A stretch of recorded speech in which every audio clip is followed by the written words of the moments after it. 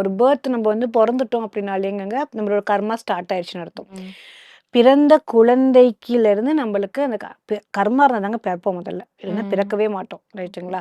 இந்த கர்மா is a பூமராங்கன்னு சொல்கிறாங்க. நீ என்ன செய்றியோ அதுதான் நீ வர, நீ அதை தான் பிறக்கிற அப்படிங்கும்போது இப்போ வரைக்கும் எவ்வளோ பெரிய ஒரு சயின்டிஸ்ட் ஆகட்டும், பெரிய வந்து உங்களுக்கு என்ன விண்வெளிக்கே போகக்கூடிய ஆட்கள் கூட வயிற்றுக்குள்ளே அந்த குழந்தை எந்த மாதிரி டெவலப் ஆகுது, இணையும் போது அது எப்படி டெவலப்மெண்ட்னு சொல்லிட்டு யாருமே ஆராய்ச்சியில் கண்டுபிடிக்க முடியாது. சிலது நம்மளோட நம்மளோட சக்திக்கு மேலே இருக்கக்கூடிய விஷயங்கள் நிறையா இருக்குது. ரைட்டுங்களா?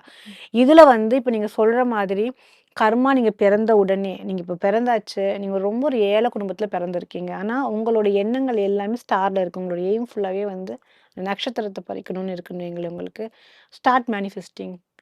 அந்த இடத்துல இது கண்டிப்பாக ஒர்க் ஆகுங்க. அதில் என்ன தெரியுங்களா உங்களுக்கு, நீங்கள் கேட்குற மாதிரி அந்த கர்மா பேட்டர்ன் கர்மிக் விஷயம் அப்படிங்கிறது வந்து அவங்களுக்குள்ளார ஒரு பிளாக்கை உண்டாக்கும், இடைஞ்சல் பண்ணுது, விஷுவலைஸே பண்ணுறதுக்கே விட மாட்டேங்குது, அது தடுமாற்றம் பண்ணுது அப்படின்னா அது எல்லாமே உங்கள் பிரெயினில் இருக்குது. பிரெயின் அப்படிங்கிறது வந்து உங்களுக்கு நம்ம என்ன சொல்லணும்னா அது வந்து ஒரு ஒரு ஒரு ஹார்ட்வேர் மாதிரி.